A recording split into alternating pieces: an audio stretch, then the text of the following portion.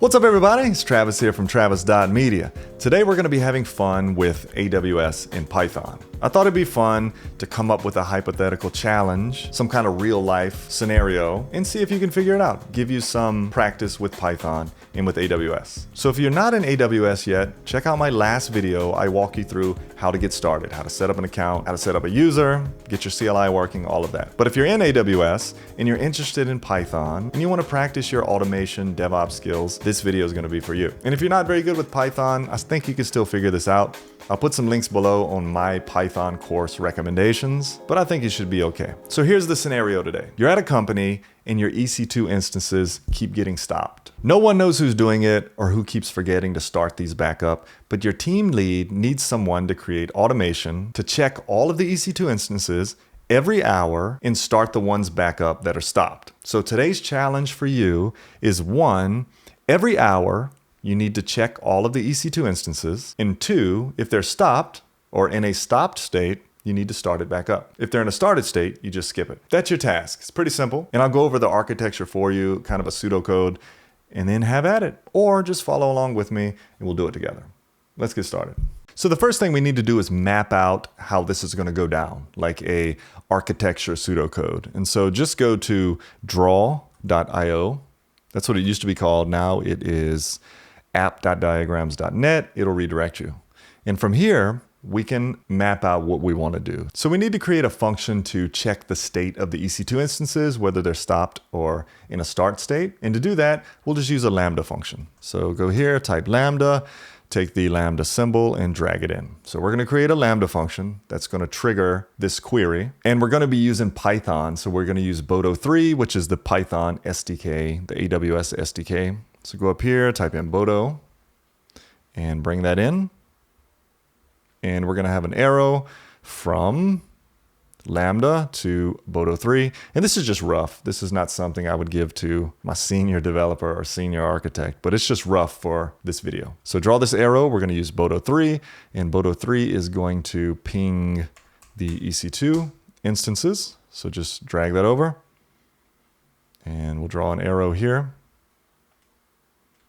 from Boto to EC2. And remember, we want the Lambda to fire every hour. And to do that, we're going to use Eventbridge. And so let's grab that, just put it wherever, and let's drag an arrow from there to the Lambda function. That's going to trigger our Lambda. Then let's put some text here that just says every 1 hour so that we know what we're doing. And I'm just going to leave it at that. This is just a rough drawing to give us some direction. Feel free to make it better. Now, with this information, do you think you can do it yourself? If so, feel free to go ahead. Create your Lambda function, import Boto 3, talk to the EC2 instances. If there's any stopped, then start it. And then create an event bridge to trigger that Lambda every hour. Give it a shot or follow along with me, either way. So the first thing we want to do is just create this Lambda function. Let's start with that. So let's go to AWS, click on Lambda. Let's create a new one and call it start EC2 instances. And runtime is going to be Python. Let's just choose the latest supported 3.10 and create function. Now, before we write any code, let's make sure we have permissions to talk to EC2 instances. So let's go to configuration and permissions.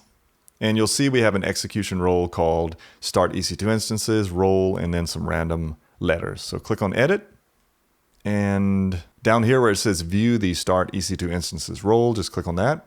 And we're going to add the permission to talk to EC2 instances. And then click on the policy. And you see by default, this Lambda function has the permissions to create a log group, create a log stream, and put log events so that the Lambda function can log events. So let's add to that. Just go to edit policy and then add additional permissions and choose a service. Let's say EC2. And you want to be granular here, but for sake of time, I'm just going to choose all EC2 actions and scroll down and choose all resources. So all actions, all resources for sake of time, and then review policy. So EC2, full access to all resources. Save changes. This is going to allow our Lambda function to talk to EC2 instances, to do whatever it needs to do. to query or to start or stop instances. And again, you can get granular. You can give it read only and then just the ability to start and stop instances. So feel free to do that. So our permissions are good. Let's go back to our Lambda function. And so in our code, we have a Lambda handler, to do implement. Let's just put our code here. So I'm going to go up to the top and do import Bodo3. And I can get rid of this JSON because I don't need this return statement for what I'm doing. You can leave it, doesn't matter, but I'm going to keep it pretty minimal. So how do we use Bodo3? Well, we go to the documentation. So Bodo3 and click on the documentation. And it's always good to just go to quick start. And here you can install Bodo3. We don't have to do that in Lambda functions. We can just import it. So configuration, we don't have to worry about that. And here's an example. So import Bodo3. And then let's use Amazon S3. S3 equals bodo3.resource and then the S3 resource. So I'm assuming we can do a bodo3.resource EC2. So to use Bodo3, you must import it and indicate which service or services you're going to use. Now that you have an S3 resource, you can make and send requests. So I'm assuming we're using resources here. So click on resources and you can read all about that. There are identifiers and attributes. There are actions. There are references, sub-resources, waiters, all of that. So I'm going to take this example that we had before, like S3. I'm going to copy that and paste that first and just change it. EC2 equals bodo3.resource EC2. And let's go ahead and comment this. Create EC2 client. And now that I have access to the EC2 resource, I need to loop through the instances and get the state. And if the state equals stopped, we need to start it. That's basically what we're doing. So let's do for instance in, and then again, what do we do? So let's go back to Bodo3 and figure out how to loop through things. So back here on this resources page, like I said, you can get some good info, but we want to know how to get a collection of instances. How do we do that using this resource interface? And if we look over here to the left, we see resources, we're on that tab, but if you go down to, you'll see one called collections. So click on that and you get an example. For queue in sqs.queues.all. So we're calling all on the resource.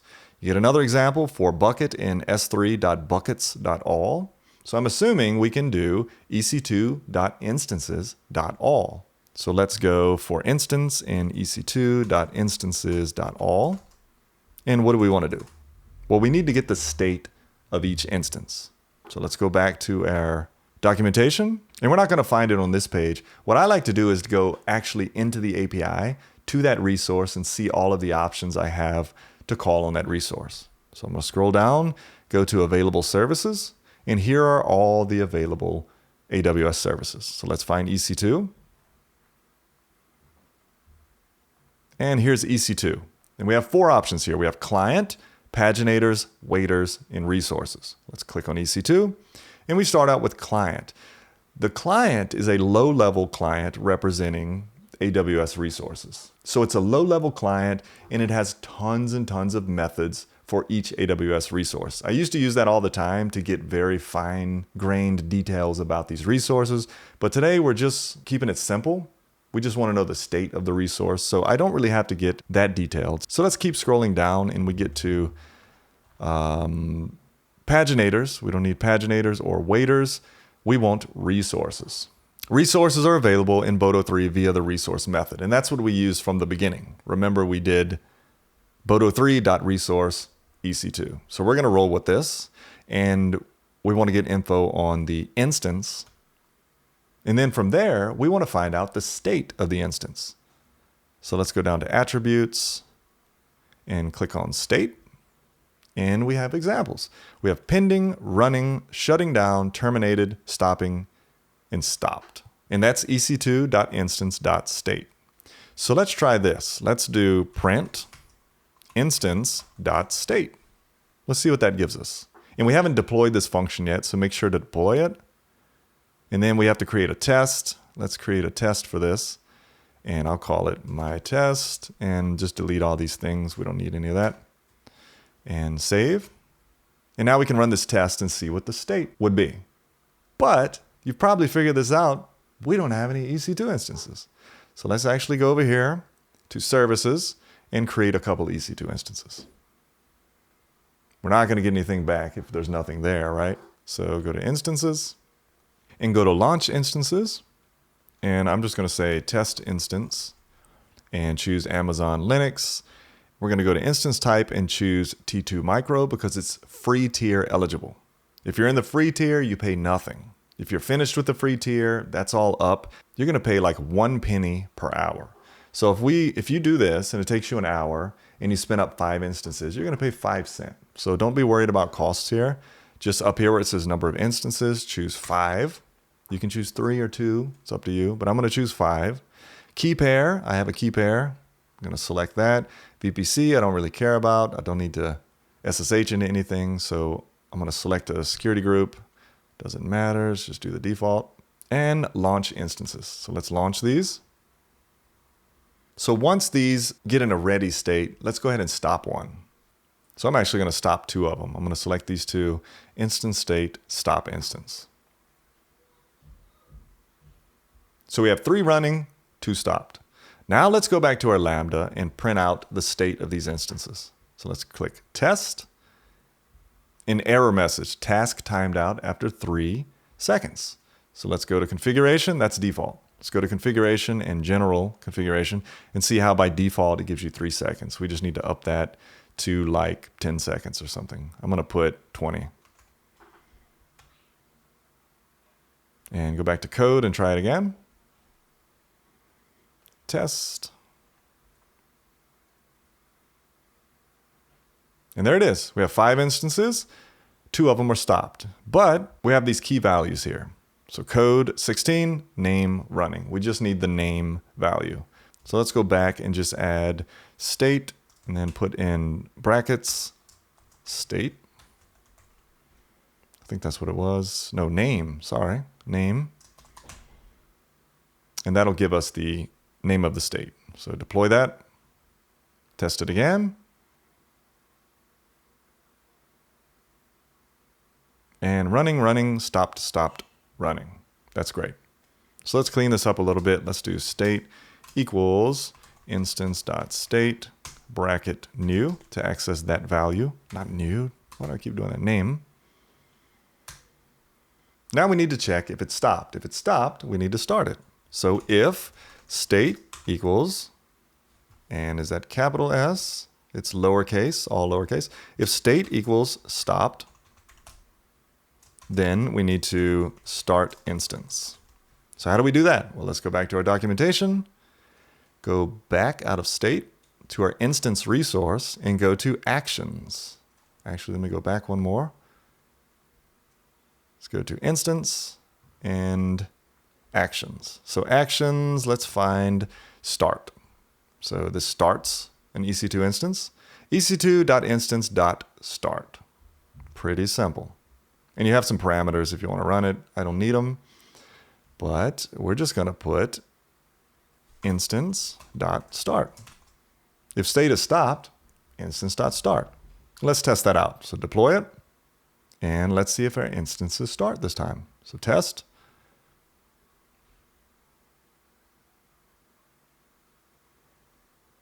And let's check our instances. Refresh, and we have pending. So they are starting back up. So our code works. Refresh again, and we are running. So let's just update that to do a try except. So if state equals stopped, try instance.start. And if there is a problem, we can just log it for now. Except print something went wrong. And deploy that. Test it again to make sure no issues come from that. And that's it. Our code is done. That's all we need to do. Now, let's go back to our diagram. The Lambda function is done. We use Boto 3. We can talk to the EC2 instances. Now we need to trigger that Lambda every hour. So we need an Eventbridge. So go back to your Lambda, scroll to the top, and you'll see Add Trigger. Click Add Trigger. Select a source. The source is going to be Eventbridge, which is CloudWatch events. Create a new rule. I'll call it start EC2 every hour. And we're going to do a schedule expression. not an event pattern. With a schedule expression, you can do cron jobs. And it says self-trigger your target on an automated schedule using cron or rate expressions. So click on that to get an idea of how to create or how to configure this cron. So the syntax is cron and then some things inside of this function. So let's scroll down. We get some examples. Run at 10 a.m. every day. Run at 12:15 every day. We get some examples. Here's one that says run every 15 minutes. So let's just change this to every 60 minutes. So I'm going to go here and type in cron. And in here, we're going to put,